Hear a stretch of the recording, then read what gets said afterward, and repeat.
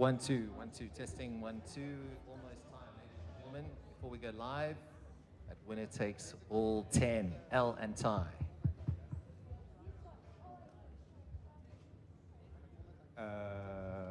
What's going on? Oh, test. Hello everyone, Merry Christmas. Thank you. Testing, 1, 2, 3, testing.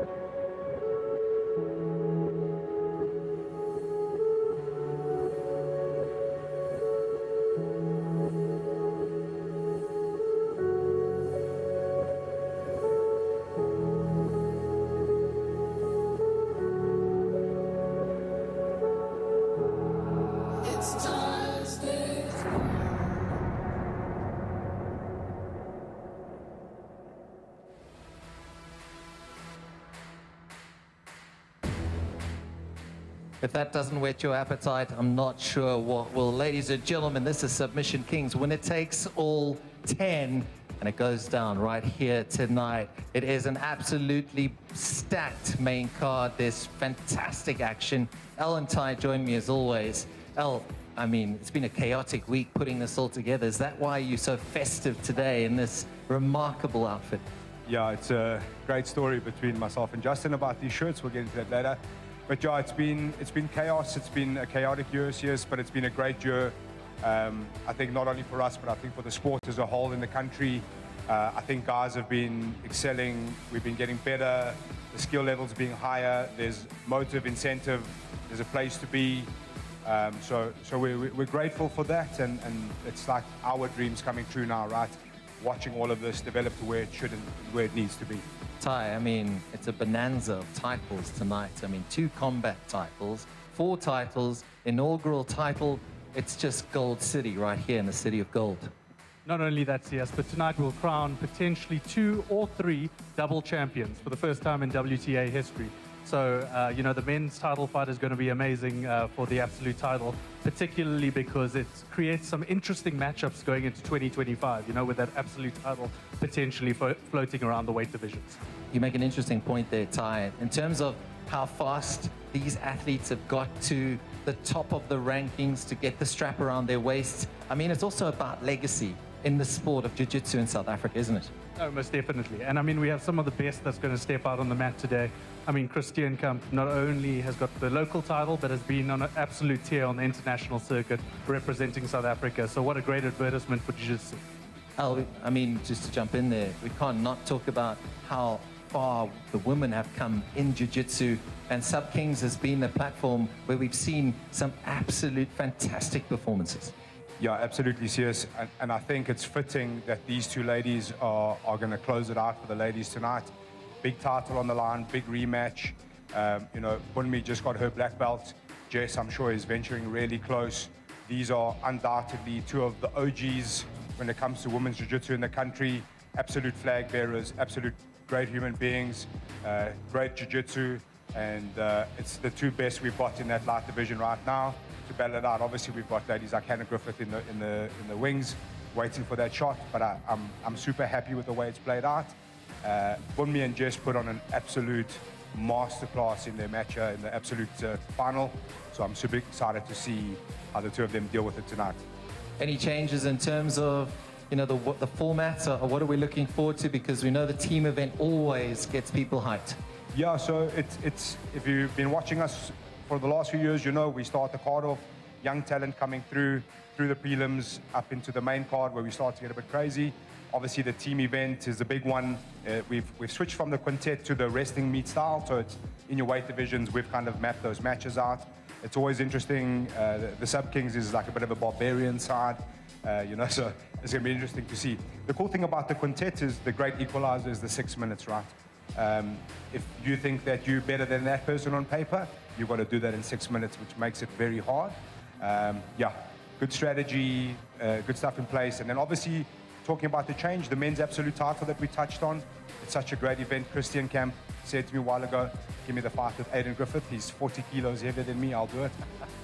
You know, but two absolute gamers. And I think going forward, it's going to be a very cool tool to play with. You know, who wants to come and challenge for that absolute title? That's very exciting. Ty, from a technical point of view, it's been sweltering in Johannesburg the last few days. It's pretty hot in the venue tonight. What are you expecting? I mean, obviously, the athletes have to hydrate, they have to be ready, but they also have to be prepared to deal with the heat. No, most definitely. And I think what we've seen in the last two events is the athletes push the energy from the start. Nobody wants to leave it to overtime and get settled through a coin toss. So I think we're going to see much of the same today.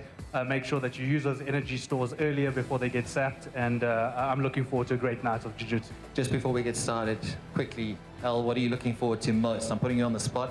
Ty, I'm also going to put you on the spot. What are you looking forward to most tonight? So in the prelims, at the top, we've got a youngster, Gyulinyan. He's really hit his stride in the back half of this year. He's won consecutively on the local scene, and he's won emphatically. You know, I feel like he's about to hit his stride. He's a judo black belt. He's represented the country in judo, and he's found a good home and where he is now at Crayons.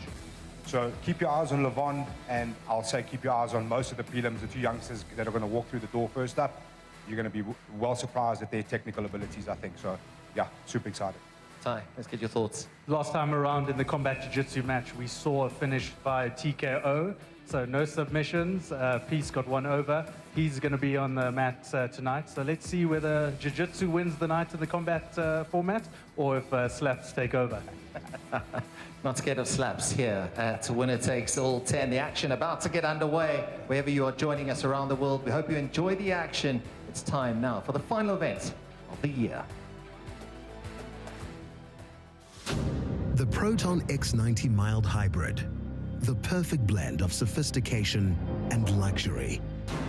Designed around your world with class-leading safety features and jaw-dropping performance. The X90 comes standard with all the space you need, safely guiding you to destinations where moments last a lifetime. Proton X90. It's not just a car, it's a lifestyle.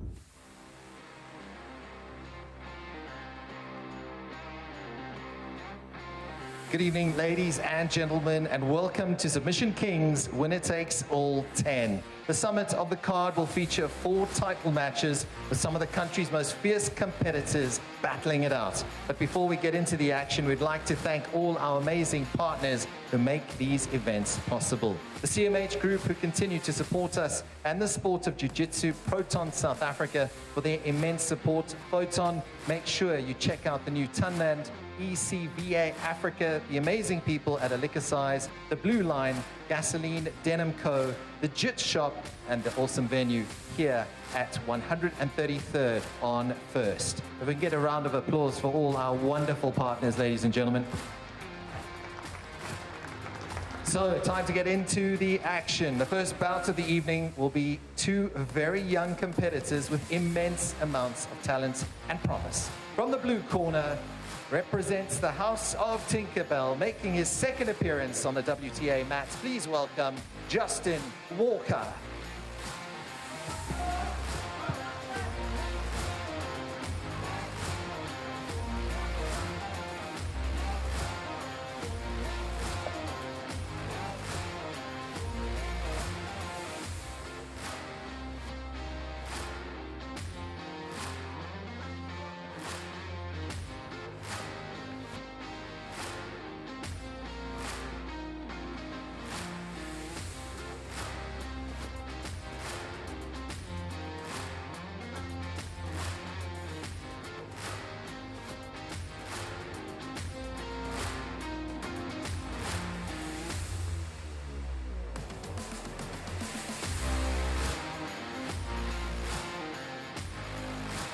All right, we're back.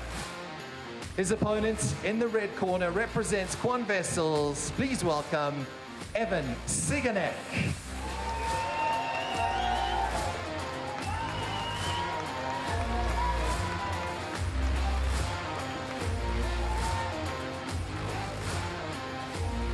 Your referee, Brandon Leach.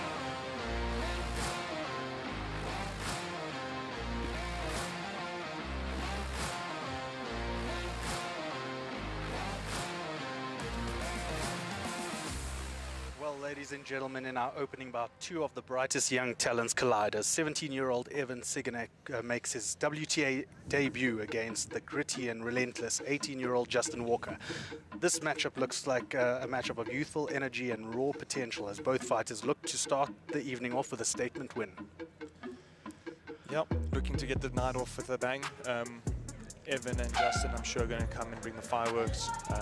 2 youngsters, game opponents, both promising young prospects. Let's see what they have to show. Yeah, look, Mr. Silas, it's always interesting to start off these matches. A lot of energy bundled up in these 2 individuals, starting out the night, getting the action underway, but already finding their way onto the floor with Justin wrestling back up. Collatized there. Evan is on debut, pulling guard into a bit of an outside ashi, attacking that outside heel hook now. Deep on the outside heel hook. Justin pushing down on that front foot. He's trying to transfer to a bit of a belly down ankle lock there. Excellent work by Justin to get out of that position. Great defense. Good regard by Evan. I think we're going to see some butterfly guard there, half butterfly. He's got a bit of a reverse de la Hiva now on.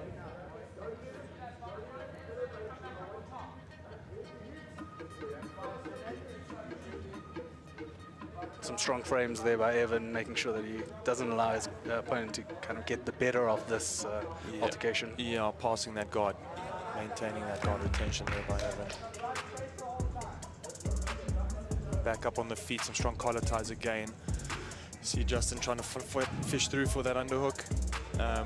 Again, strong frames, both men. You know, and Justin has a lot to prove.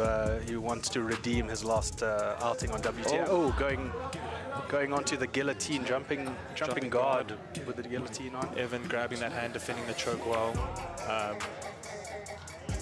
Now he just needs to work this, breaking this close guard, getting out of there. Evan with a strong crossface on there, applying lots of pressure downwards. I think Justin's going for that arm, yeah.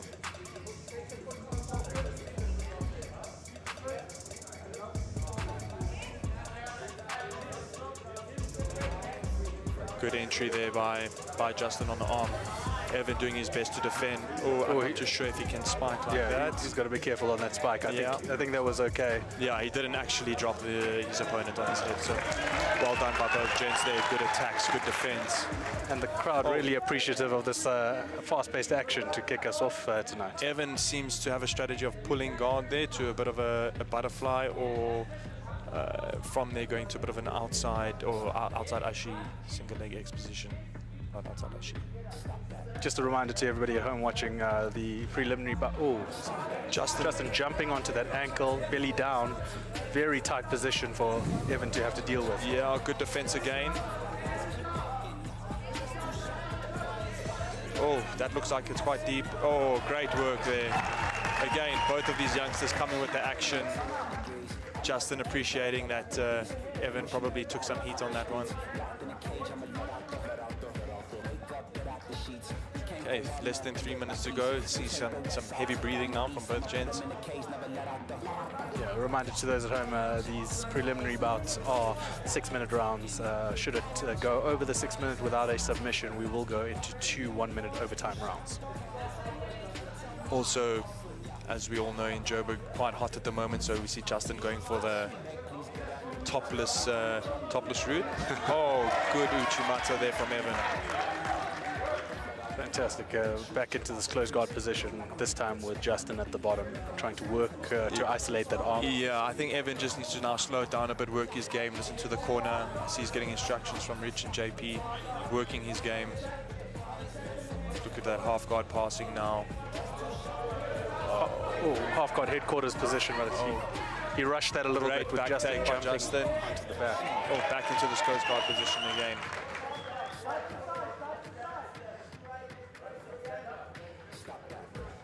You know, Mark, you've had some time with Evan on the mat. You know, where does the strengths and where do the weaknesses lie?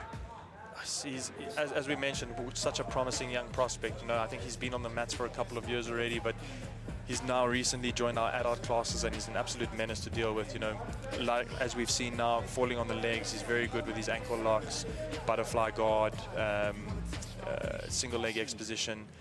I see he's been working with JP as well on the wrestling, so I'm surprised we haven't seen too much stand up from him, more so pulling guard, but overall he's become a handful. There we go, pulling guard again. He's got dangerous triangles, so maybe we see some of those from him. As you can see with long legs, he likes his inversions. Let's see.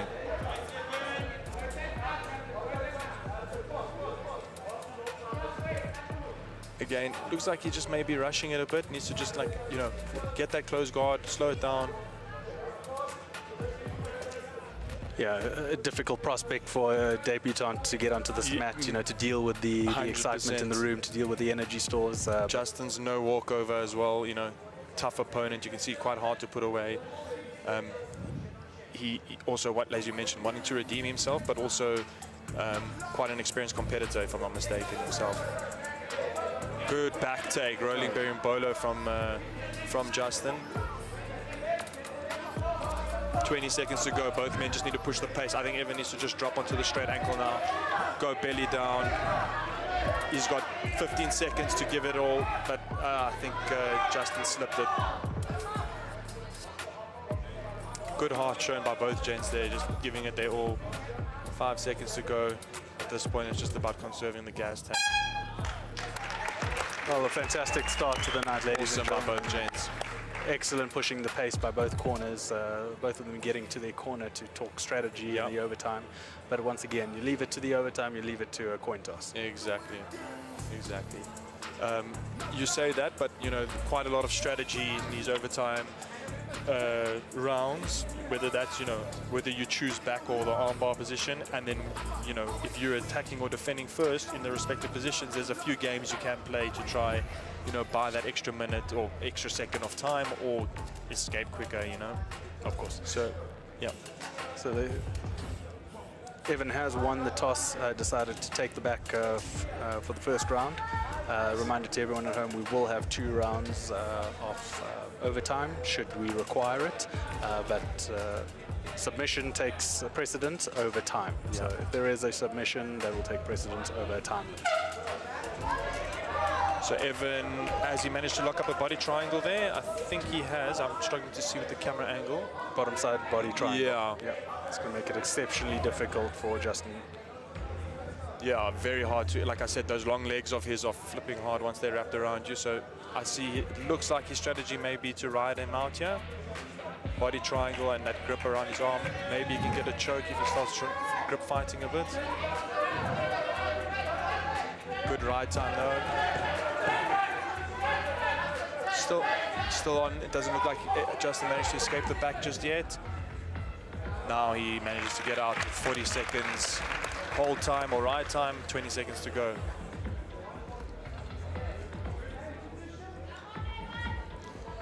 So now, Evan, in order to win this, has to escape within 40 seconds. That's correct. In order for Justin to take it, he would need to either choke him out within that 40-second period or hold on to him for longer than 40 seconds. Come on, let's see what we can... Evan first focusing on the arms, trying to get his back onto the floor, and very much looks like he is quite close to being out there with his shoulder and elbows touching. He manages to get both shoulders to the floor, deemed an escape. What a showing from both gents. I mean, if I was this age competing on this stage, I mean, who knows where we would be today. Incredible to see such young guys, you know, putting their hands up and just doing so well. Incredible. Great work. Well, ladies and gentlemen, Evan Siganek takes the first win of the night via overtime, ride time. What a wonderful showing by both gentlemen. Sets the pace for tonight, and we're excited to see a couple of the next competitors get onto the mat.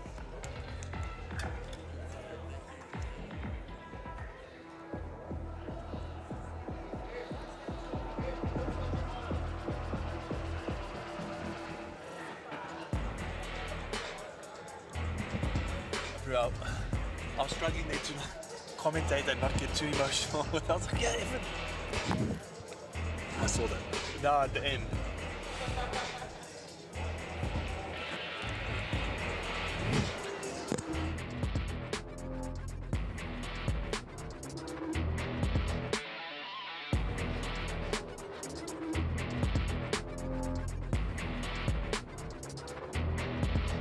CMH Group, not just your local dealership, but the motoring team dedicated to your vehicle needs. Whether you are looking to buy a new or used car online or in one of our many dealerships, our trained staff will be there to guide you. With our state-of-the-art service centers, products and parts, we guarantee peace of mind. The CMH Group isn't just the first choice, we are the only choice. Visit your local CMH Group dealers today.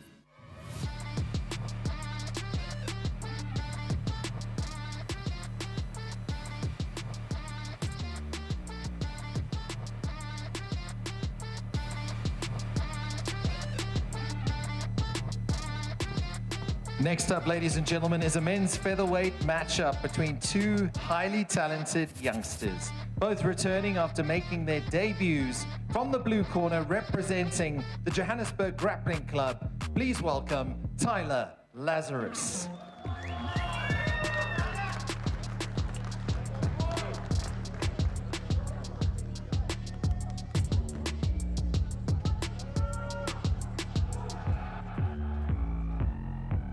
His opponent, originally from Angola and fighting out of Henzo Gracie, Cape Town, please welcome Enrique Baptista.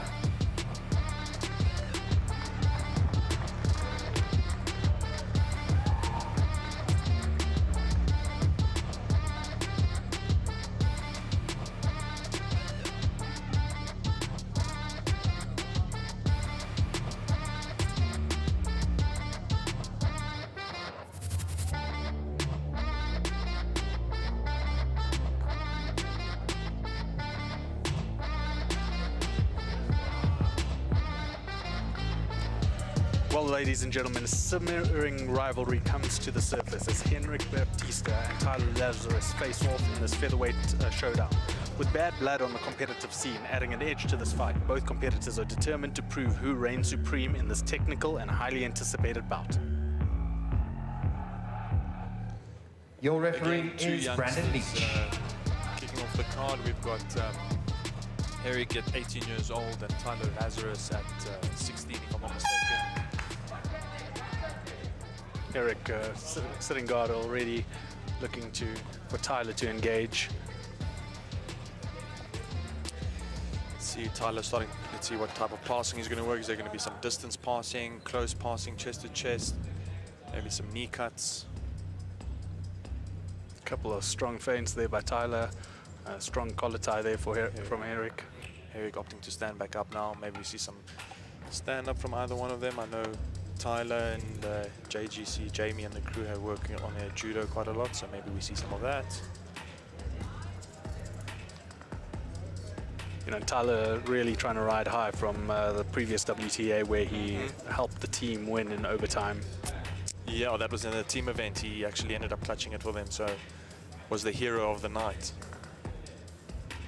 And, you know, speaking to Al in making this match, he said, you know, the team event is a fantastic event in order to blood young competitors. Not that much pressure as, you know, there's other people in the team that can help you get that result back. And get them under the bright lights then at the same time. Get that mat time. Yeah, but last time out, Tyler was the hero of the day, so now he's got his shot at an individual competitive match, super fight, looking to make his mark on I Eric. see Tyler there, as Eric stands up, he actually looks for that foot sweep a bit, so he gets his grips and then looks to, you know, engage in some type of probably a foot sweep there, judo foot sweep, I don't know. Quite hard to do that statically, just off for once off without, you know, getting your opponent to move or you know, getting some directional changes in his stances. A little bit of a cagey affair here. Interesting that Tyler does not really want to get too close to Eric when he's pulling a guard, not looking to make any connection. Not engaging too much. You want to see them, you know, pick it up a bit. 6-minute match, you know, guard guns blazing, Tyler looking for an arm drag there, Eric pulling guard yet again, looking to enter maybe on the legs. Yeah, we see a bit of a reverse to Lehiva, nice reversal there, comes up on top. And Eric giving a little whistle to the crowd. As I said, a little bit of bad blood on the competitive scene between these two. They've had war of words before when coming up against each other. So I see. I missed the whistle there, but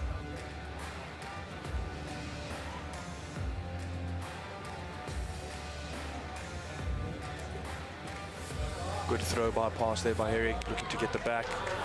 Tyler back up quickly, having none of it.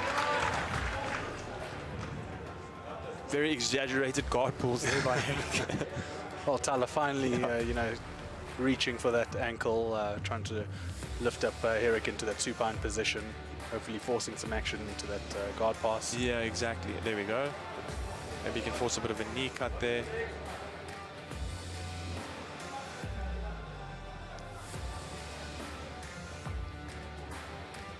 Well, we're just over halfway through this matchup, ladies and gentlemen. With 3 minutes to go, and we will follow the same rules as the previous fight, taking it to overtime should we not have a submission in regular time.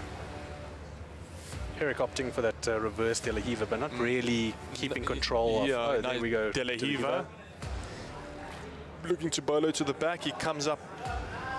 Comes up on top, Yeah, you know, almost a bit of a leg drag position. He's pretty much passed. He just needs to settle the position into like a side control. Knee on belly. Tyler does well to retain guard and establish position again. You know, the interesting part about these earlier bouts, you see a lot of fast movement, a lot of acceleration, not a lot of pinning your opponent to the ground once you've made, you know, the hard yards of converting a position. Front headlock here by Eric, and Tyler quite easily gets out of that. And I think to your point, that probably just comes with a bit more experience on the mats, like learning to, you know, once you've done all that work, just settle a bit, take your time in that pit stop, hold your opponent down. Tyler letting him get up quite easily there.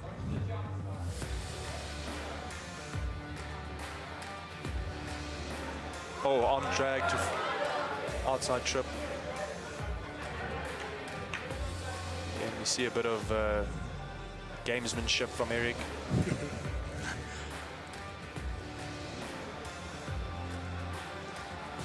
it's all well and good, but there's a minute to go, and these guys should probably start turning it up. You know, being one of the prelims, you want to make a name for yourself. You know, impress the crowd, impress the matchmakers. Yeah, Eric first opting for their combat guard sit down, but now looking to engage with Tyler, getting that reverse de la Hiva once again, but has his fingers locked up with Tyler. Tyler almost going. Okay. Once again, reverse de la Hiva. Wondering why he's not taking control of that ankle to get a better. Or starting, you know, inverting a bit, maybe looking to attack the legs, attack the upper body. Tyler can maybe look at some footstep passing there, if you can, you know, pin Herrick's bottom leg down with his foot, outside foot. Looking to enter front headlock.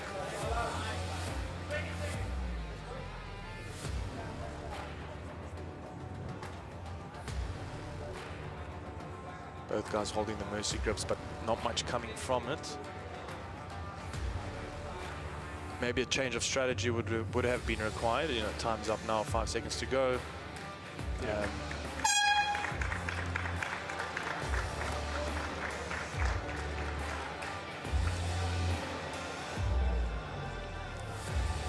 Well, folks, we head into the second overtime of tonight with a coin toss coming, looking to see who wins the toss and what decision they make. They get to make the decision not just on whether they do a back take or a spiderweb armbar, but also who goes first. It would seem that Herrick has won the coin toss and has decided to take the back first off in this overtime match.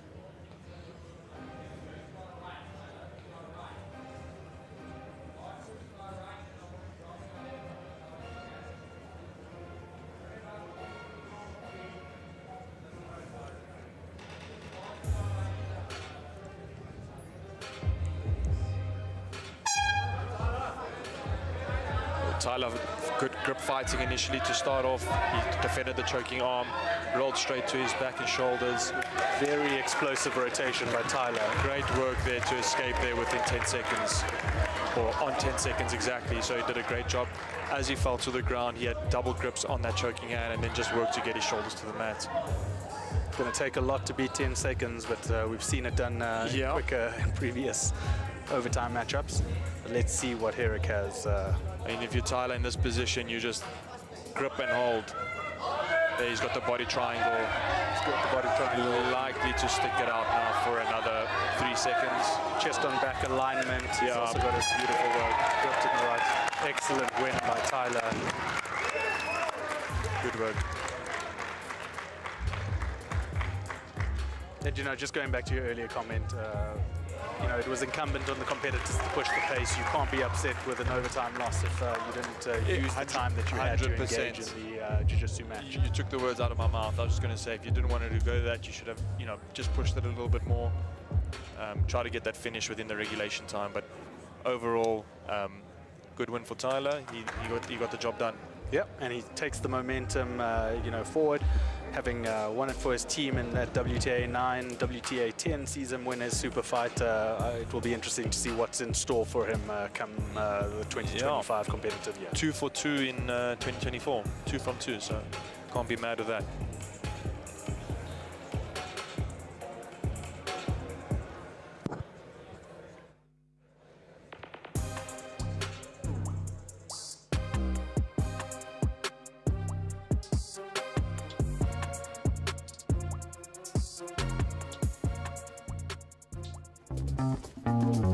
This is my new all-electric car.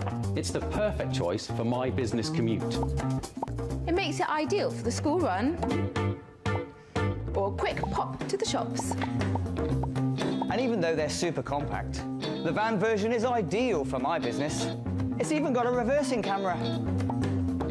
You can charge it on a standard plug in just 4 to 6 hours, and it has a range of over 150 kilometres. It's so easy to drive, and as my very first car, it's even easier to park. Plus, it's eco-friendly and I can connect my phone. It has 0 emissions, remote locking, a comfortable interior, a great panoramic view, but with safety cage design and impact absorption. But best of all, it's one of the most economical cars to buy and run. The new City Blitz, all-electric car, perfect for urban life.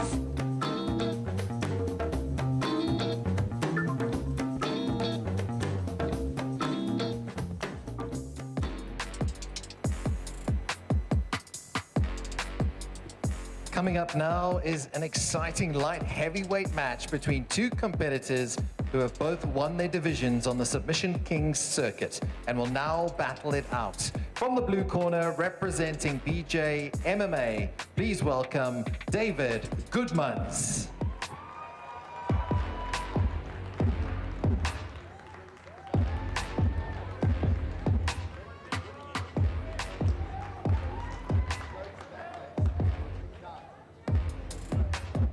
His opponent represents Quan Vessels from the red corner. Please welcome Miguel da Silva.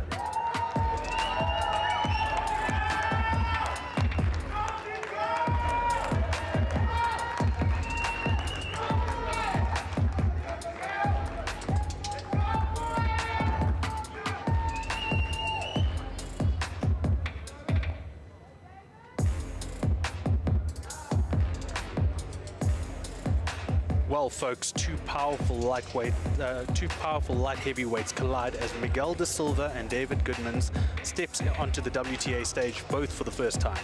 Both fighters have dominated their divisions on the local circuit and now face each other to determine who is the true king of the light heavyweight beginners. Your referee is Kirk Bloomer. Well, folks, as I mentioned, these two competitors have been on an absolute tear, just not coinciding with each other throughout this 2024 year.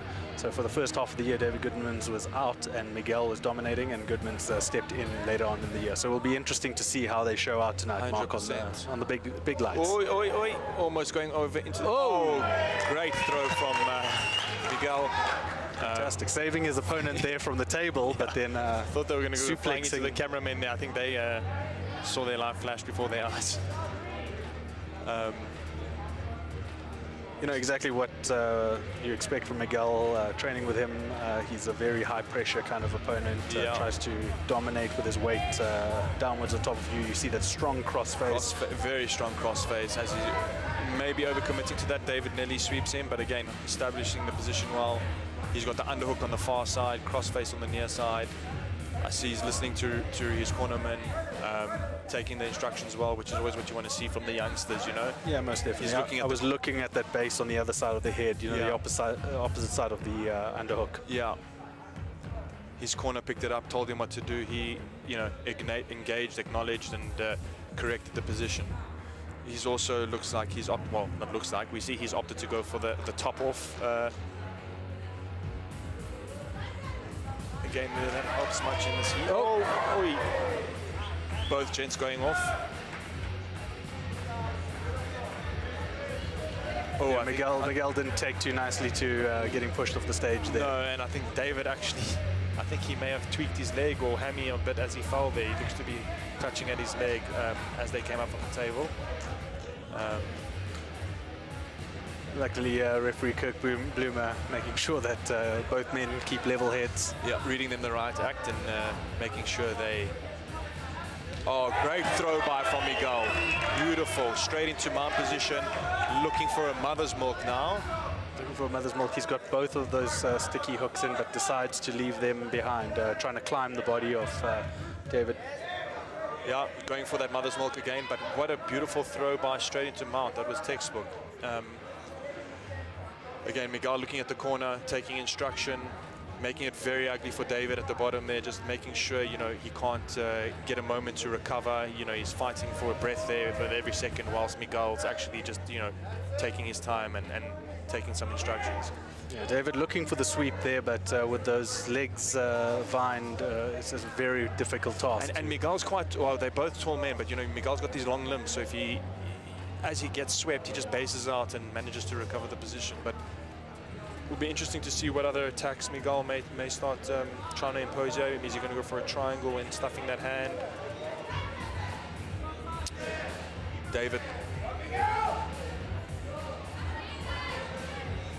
Oh, bit of ugly warfare there from Miguel, shoving his opponent's face into the mat. Looking at those choke frames, but once again aiming for that mother's milk.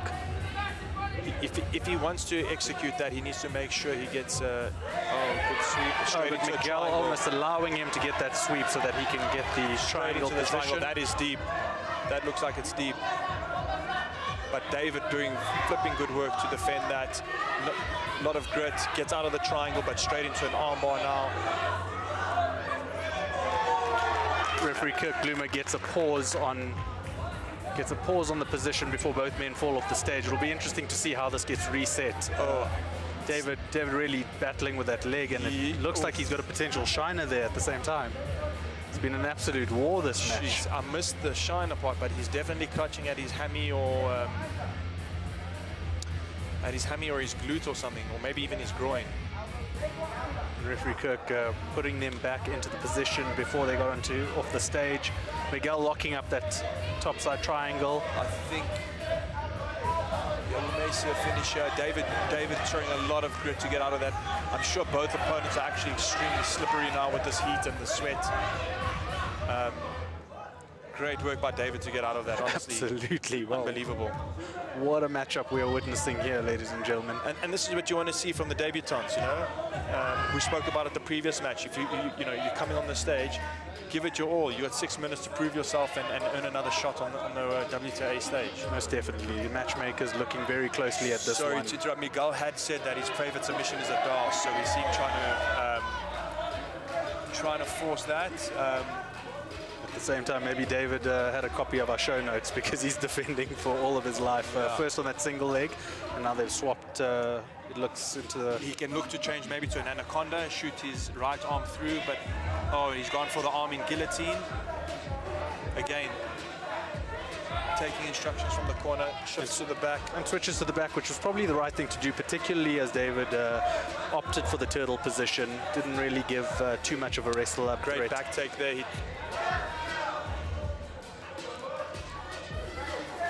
These guys have been going hammer and tongs at each other. What a match. Back into mount from Miguel. Great work there. I see that David has just a gap there, able to breathe that mother's milk, not going to do much.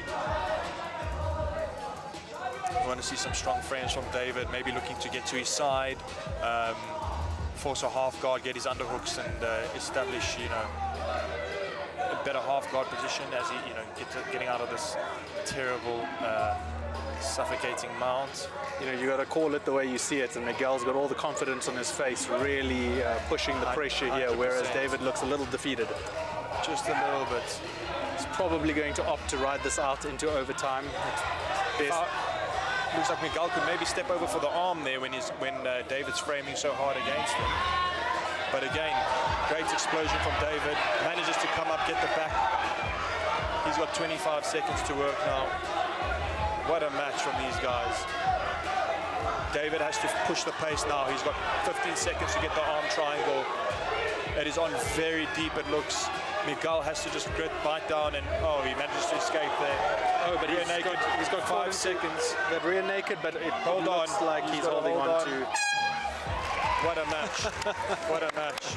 And the crowd really appreciating the action, ladies and gentlemen. This place is electrifying. Not even a full crowd in just yet ahead of the main cards, but that is exactly what you want to see from your prelims.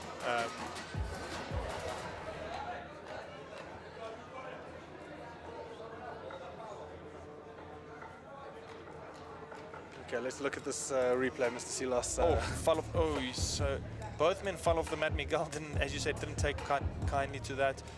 I'm trying to see. I don't know where David tweaked his leg. Maybe he pulled something as he pushed his opponent off the mat. Miguel starting on the back. Looking quite bodied up there, if we can say so. Most definitely. Miguel, interestingly enough, going for the double underhooks here. Not getting into the seatbelt position, trying to threaten for the choke. Oh, there he goes. Okay.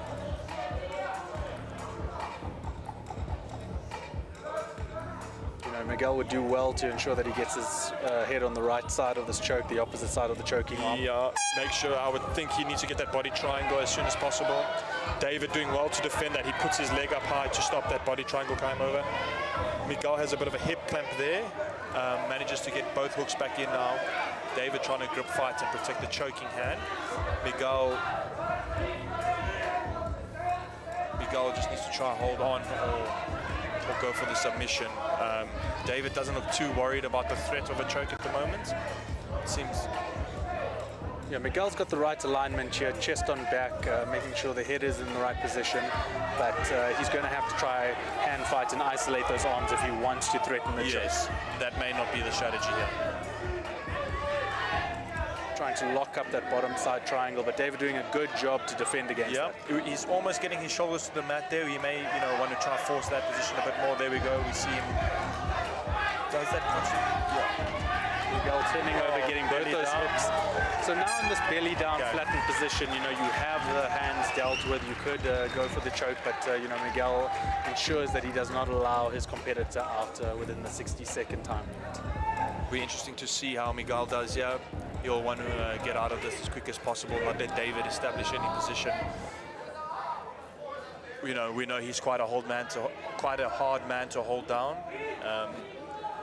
And Mark, not to discriminate against these big guys, but it seems to be the strategy of the bigger men to hold on for dear life as opposed to the technical skill of getting a choke down. You see Miguel leaning forward. Miguel already using the rotation to get his shoulders flat on the ground. Match ends with still a little bit of bad blood between the two competitors. They definitely do not like each other, ladies and gentlemen, but Miguel wins the matchup in overtime.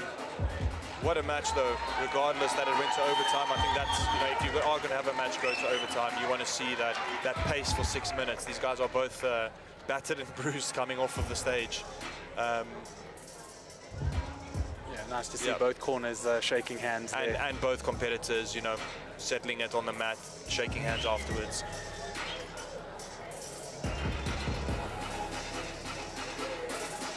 Great performance. Well done, gents.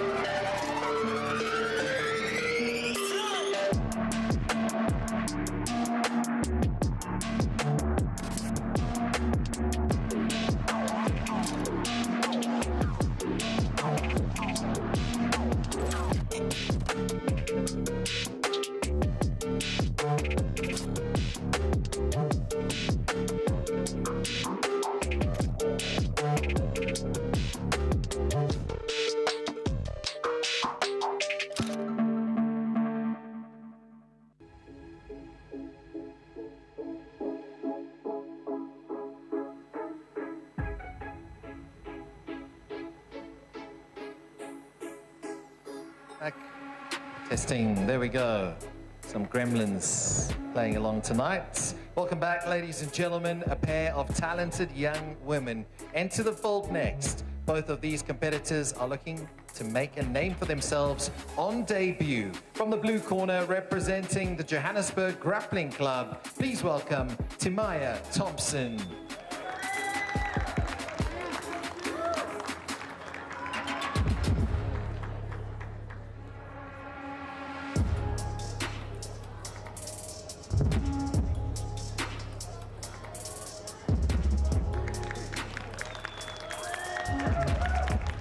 Her opponent fights out of Cape Town, representing PFA in Cape Town. Please welcome Zinandi van der Berg.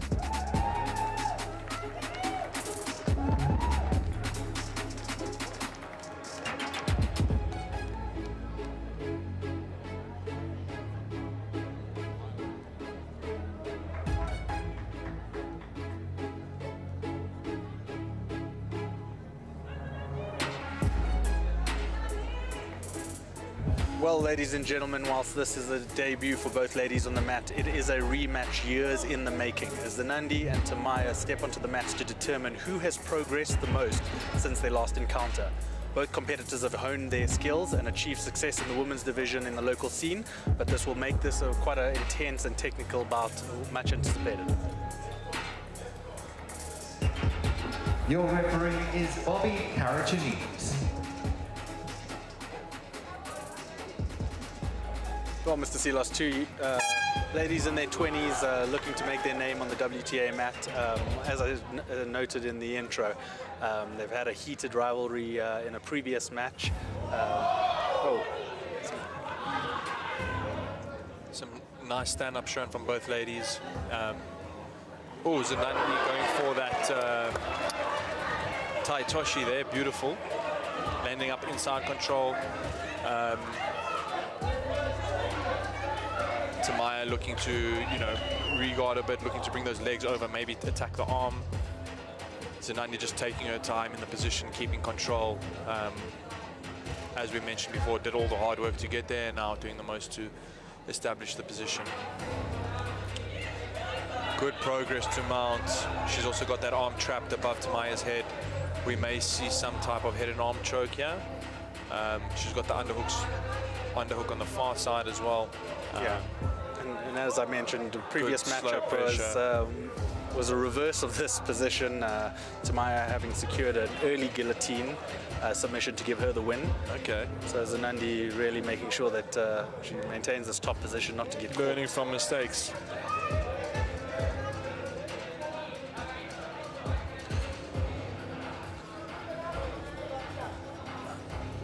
Very composed game from Zinandi. She looks to be comfortable on top and just taking her time. Straight onto the arm. Tamaya doing her most to escape there, stepping back over. Very good work. She's now safe. That elbow line is free. She could probably look to take the back now if she wanted to, wrapping her left arm around the head and maybe trying to establish a seatbelt. Excellent work by Tamaya. Yeah, beautiful. Great work into a side control position.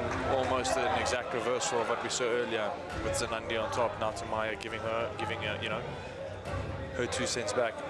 Strong frames there by Zinandi, looking to get a bottom frames in, but that is being blocked by the knee on belly there by Tamaya. I'm sure she's going to look to establish a mount position now. Zinandi capturing that leg as Tamaya stepped over, so I think they're back in a half guard position. I think there may be a quarter guard position. Quarter guard, yeah. Sorry. The ankle still stuck, but Tamaya looking to release that foot to get into a mounted position. But once again, keeping the pressure. I think negating that top frame. As you can see, that elbow position is against Tamaya's chest, as opposed to higher up on the shoulder blades. Really tough position to be when that one of your frames are across your body. It's so nice to see so many women, or so many different women competitors come up through the ranks. For a long time it was the same 2, 3, 4 competitors. You had Monique, Nicole van Wyk, and it was always the same.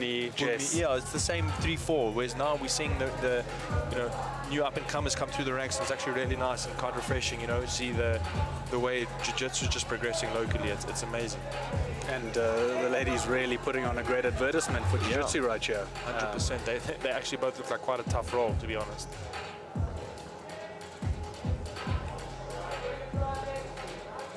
Some frames from Tamaya on Zinandi's face. They're trying to make it quite ugly, so she can't establish any type of half guard there.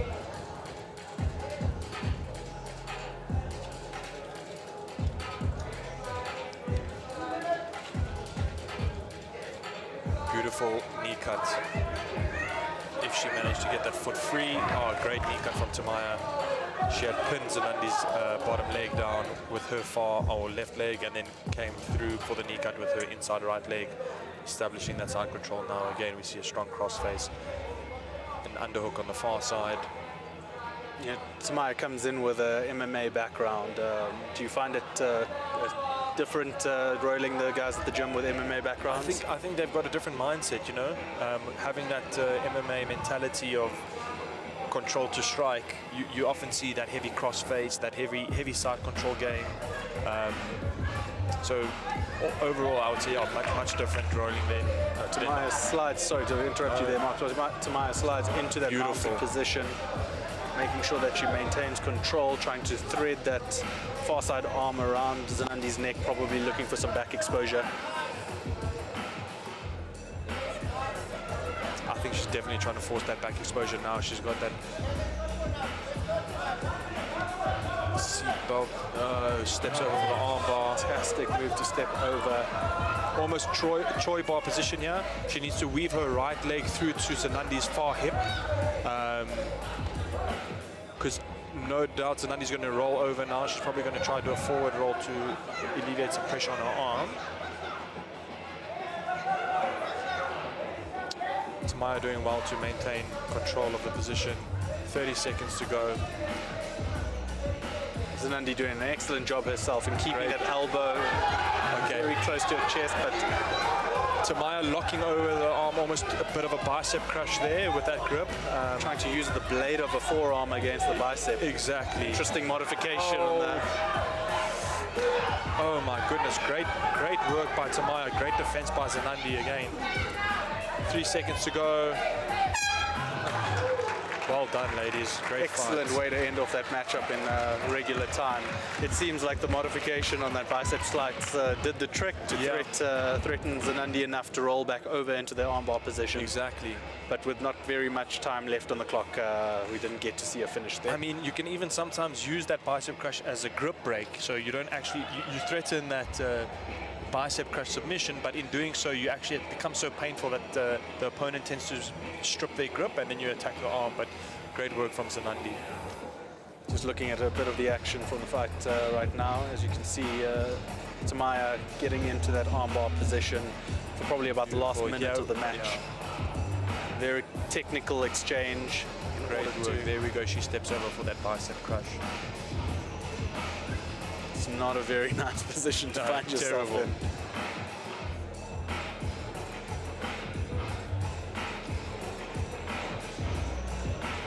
Very interesting in overtime. Oh, wow. We've got our first spiderweb position. I don't think we've seen this before on Winner Takes All.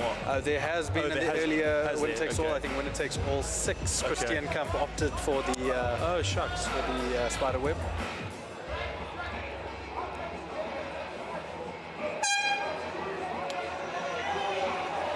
But perhaps it should have been no surprise that this would be the position, given the fact that Tamaya was really trying to take advantage of it in regular time. There's a lot of pressure on Zinandi there. Jeez, great work by Zinandi. She's holding. Like she's definitely fighting, and we don't really see any. Oh, there's a tap. As soon as Tamaya extended those hips and came up looking to the sky, we saw that extension in arm. And it looked like there was actually quite a bit of pressure on that shoulder. Definitely. As opposed to necessarily the elbow I think it's safe to say Tamaya is a, armbar specialist, or armbar's her go-to sub. We saw it in the regulation time, and now again choosing the. Okay, interesting. Now, this confuses me. My recollection was that you have to keep the position exactly the same, but it seems as though the rule set has changed somewhat. No one, Zinandi opting for the back take. Still incumbent on Tamaya to ensure that she gets out of this position. She's done well to come up so far. Zinandi needs to maintain her control. She's lost the lower body control. Her chest is no longer on her back, and I'm sure Tamaya will probably get out of this sooner rather than later, but time is up. As the call coming from the judges' corner as they deemed the escape complete. I think there's a bit of discussion going on with the judges' corner. There's definitely a bit of a discussion, but it does seem like a collective decision was made in the judges' corner that Tamaya had found her way out of the position. Very interesting regarding the different positions in overtime. I was always under the impression that if you choose spider web armbar, that's the position both opponents need to do for both rounds, but clearly not. Look, the rule set brings its own variation, probably a bit of excitement to the game, particularly when you have a competitor who is as strong with her arm bars as she was tonight. But once again, as you noted, Mark, a beautiful showing by the ladies tonight, just representing women's jiu-jitsu in this country, and actually jiu-jitsu just in general. Yeah, incredible. So let's take a look at these highlights once again, just highlighting. As she came up there, you saw that deep extension on that elbow. Most definitely, yeah. Oh, textbook. Absolute textbook work. Extending those hips towards that shoulder, but we did see in the reverse angle the pressure was on the elbow.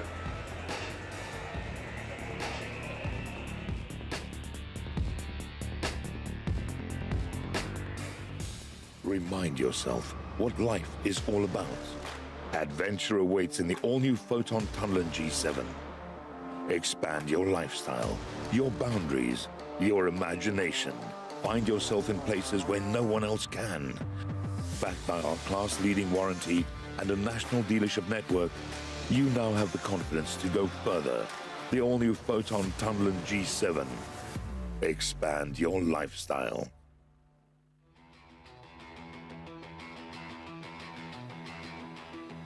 Ladies and gentlemen, up next, the welterweights, fresh off big wins at Winner Takes All 9, looking to keep their momentum going. From the blue corner, representing Johannesburg Grappling Club, please welcome Jamie Seymour.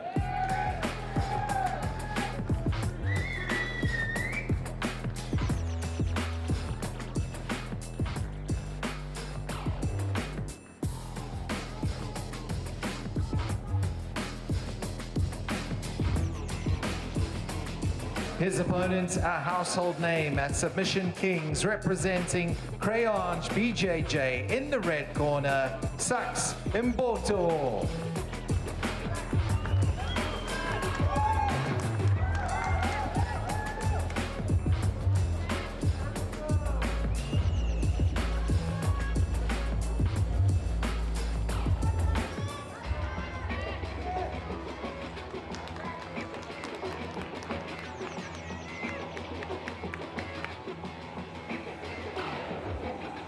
Well, Mark, a compelling welterweight contest unfolds as the seasoned Sekile Mbotho faces the rising talent of Jamie Seymour.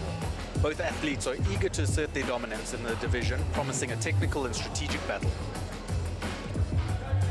Yeah, on that note, you know, we've seen SAST on these mats quite a few times. I think Al had mentioned in one of the pre-fight commentary, you know, when they spoke through the matches, that SAST is so hard to put away, and you know.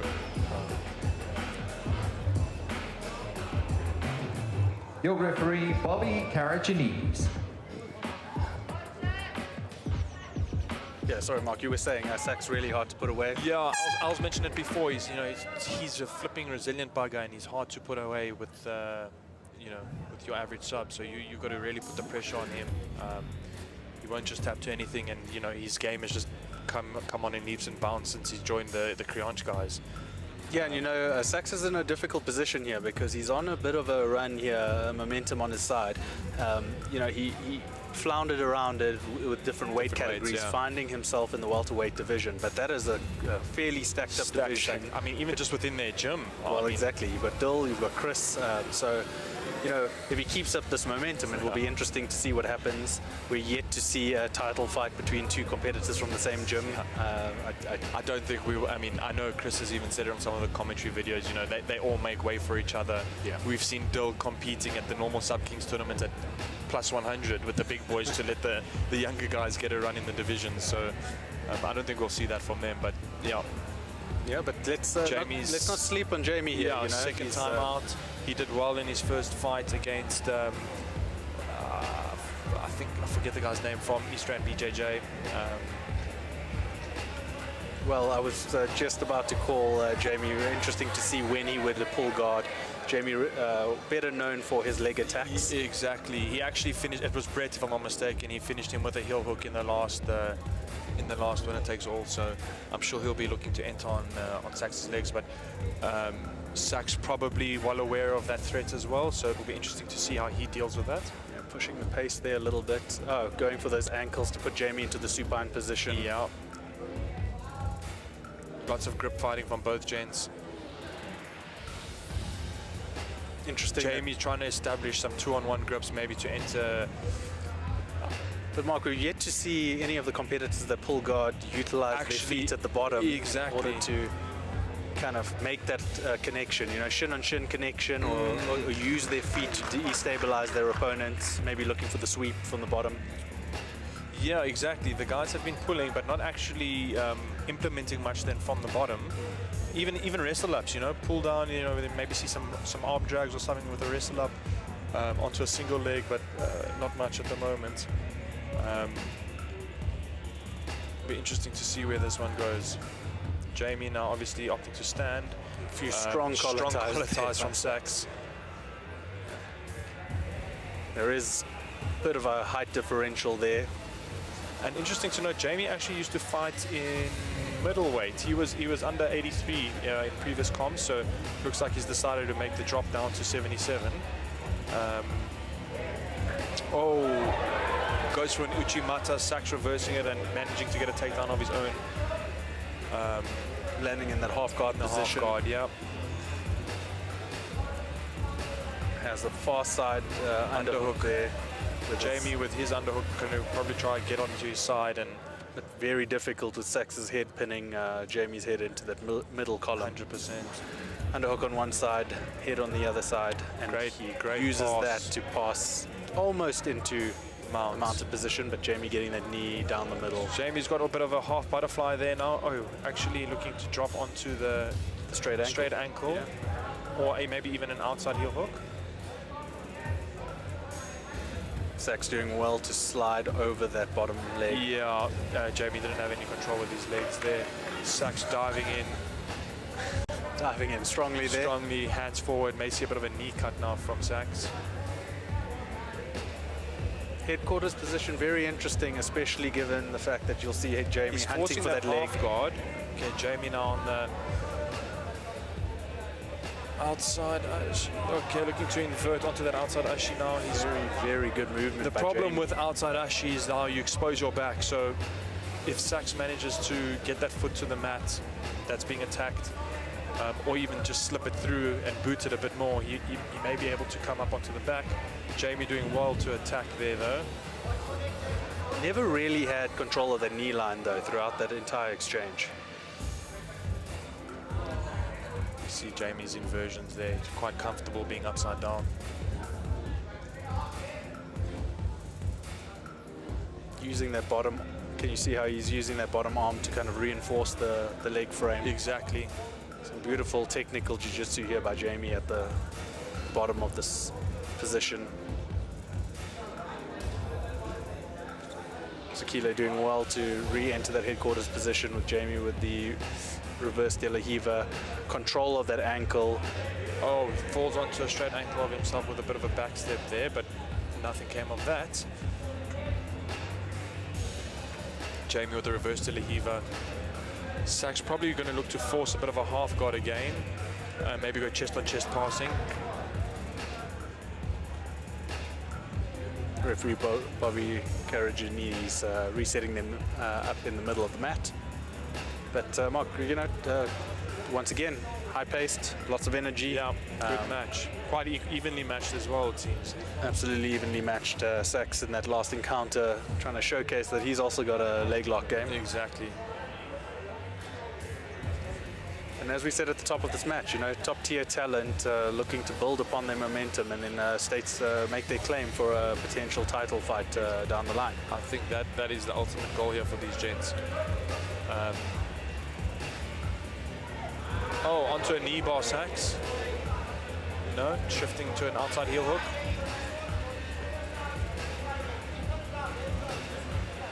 Jamie doing well to defend that. Jamie now on top for the first time in a while, also looking to force the knee cut pass.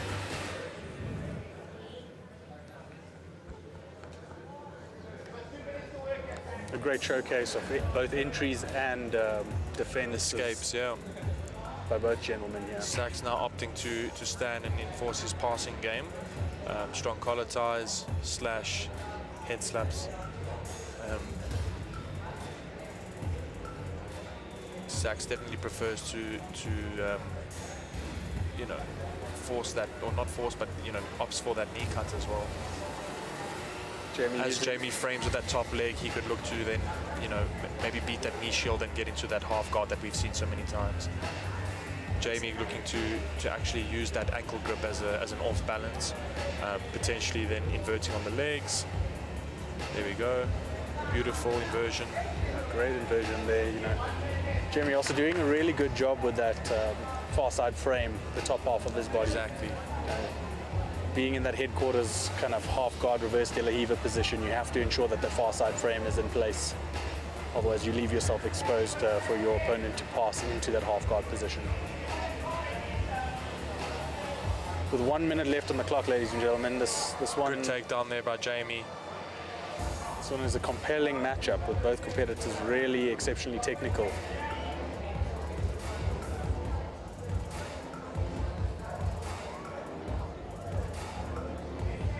I mean, at this point, 30 seconds to go. Do you push the pace, or you do just try and hold out, reserve the energy?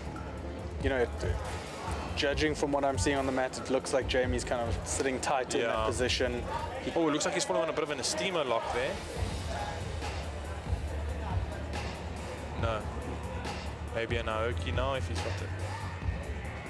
Yeah, potentially a Hail Mary, the steamer slash Aoki slash maybe we see that calf slicer from Sachs. He throws his right leg over when he had that grip. Well, good showing by both gentlemen. Looking to take another one of our matchups tonight into overtime. Sachs doing well to get some advice from his corner, gain an understanding of what their strategy is going into this overtime. Referee Bobby getting the coin toss underway.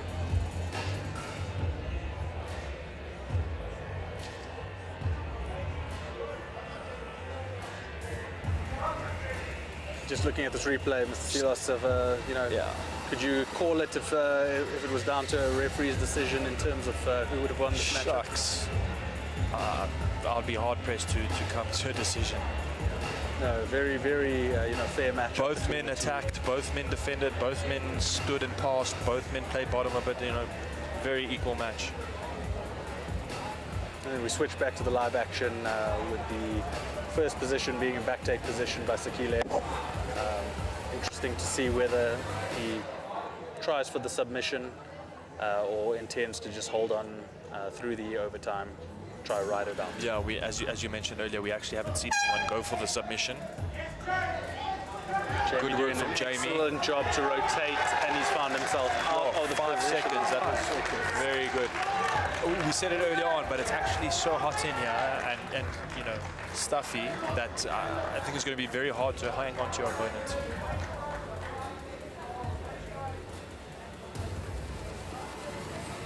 Jamie making sure that he crunches that cheek against Sachs's back. Making sure chest is tight to his back, making sure he gets good grips. Sachs trying to fight it, make sure he gets a strong cross grip on the choke hand, reinforced by the secondary hand. Jamie just giving it his all, holding out. And that's it, ladies and gentlemen. Match won by Jamie Seymour in overtime with a fantastic escape, rotating his hips in the direction of Sekile within 5 seconds. The fastest break out of a submission in overtime that we have seen tonight, and he gets his hand raised. Yeah. Great match, both gents. Good sportsmanship shown at the end. Now look, the Creonge guys have been around the block for long enough to understand that this is a game of wins and losses. 100%. Taking it proudly, know that Sekile represented themselves well over the longevity of the match, but unfortunately getting caught in overtime. Not getting caught, but you know, getting escaped on in overtime fairly quickly, not leaving much time for. You know, both men left it out on the mat. It wasn't a matter of, you know, guys stalling or not engaging. We saw high pace, both men going for the finish, but Jamie managing to secure it by fastest escape in, albeit for 5 seconds. And that's it, you know, this will continue to give matchmakers a headache ahead of you know, subsequent WTA competitions, because these are two competitors that you want to continue to see on the mat. All out action, ensure that they push the pace.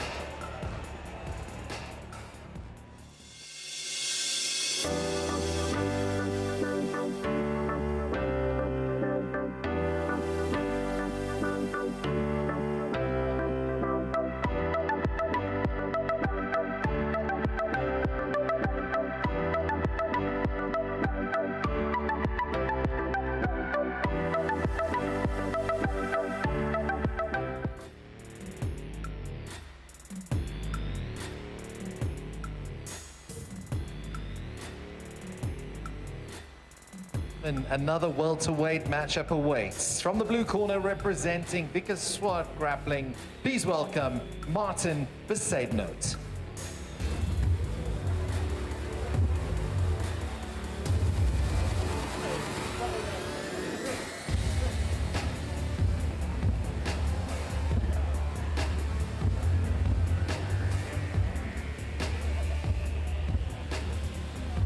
His opponent represents Crayon BJJ. Out of the red corner, please welcome Gyulinyan.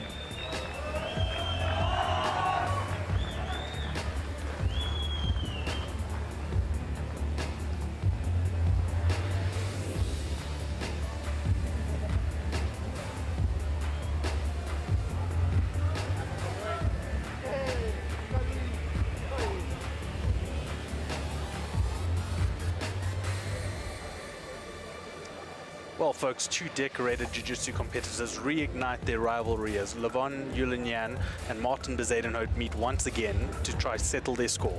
This matchup promises to be a clash of styles, strength and strategy as both fighters aim to make a statement. Your referee, Lloyd Griffith. So, Levon was actually meant to fight Harm from JGC, both judo black belt, so that would have been an interesting one. I think they've come across each other a few times on the sub-king scene. If I'm not mistaken, both, to your point, I think you had just mentioned, they had faced each other at the last sub-kings, Levon and Martin. They had, yeah. Well, just very quickly, interesting to see that Levon didn't get his opportunity to use his judo. Martin wise to it and sitting into the guard position. Not interested in playing that game. But Levon making sure that he makes him pay. You know, these judo players are also stylistically quite heavy on top. Ensure that strong armbar game as well. Strong armbar game, but also, you know, judo hips they call it. Yeah. Ensuring that they make you feel that pressure on top. Martin opting to go to his side, but obviously leaving himself potentially exposed to that Das choke. But Levon, or even head and arm if Levon decides to jump over or get his head to the mat on the far side. But we see now Martin, you know, just using that top frame, trying to keep Levon at bay. He's got a 2-on-1 on the bottom hand. Levon was really focusing on cupping that hip, but now going over the head. It's like quite a strong position there by Levon. He may be able to fall into some guillotine here now if he goes head and arm or just stand. In that head and arm. Good work by Martin. Both tough rolls, these guys. Strong, you know, 77 kilos, but, you know, they don't feel like it when you're on the mat. You know, nor do they look like it on this mat. Levon doing an excellent job to get into that armbar position, as you called it, Mark. The judo skills at play here. Yeah. A little bit of a confusion here. Referee Lloyd Griffith, pretty certain he saw a tap there. Uncle Lloydie, as we call him. To me, I didn't think he tapped. But perhaps we can spot it here in the replay. Looking at that, oh, that looked like a tap. That very much looked like a tap by Martin. Martin's, you know, arguing that was him trying to get his hand on the foot.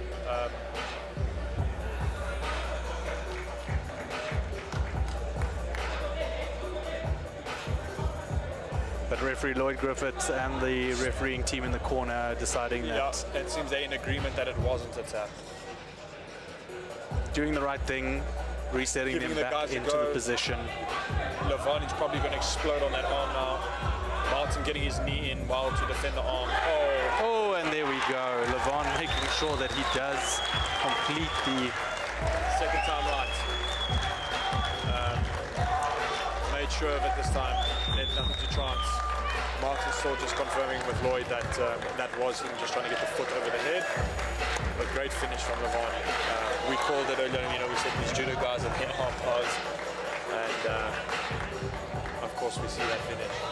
And there we go. Team Criange getting one back on the mat, 1-for-1 in tonight's matchups. You know, renowned for having competitors on this mat. Between them and Quan Vessels, most competitors, most champions. So excellent showing by both gyms. And let's switch to the replays here.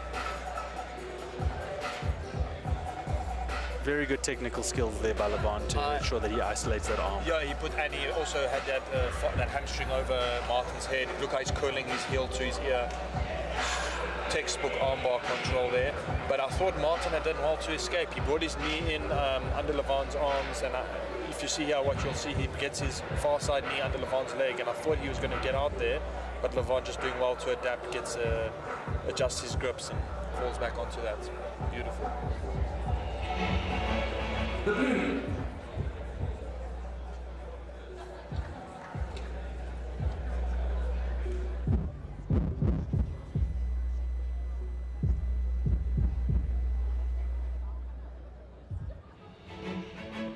The Blue Line is a cut above the rest and is your leader in sourcing, branding, and media solutions. From branding of events, corporate gifting, content solutions, to professional event management. The Blue Line is your only turnkey solution provider. For more information, visit theblueline.co.za.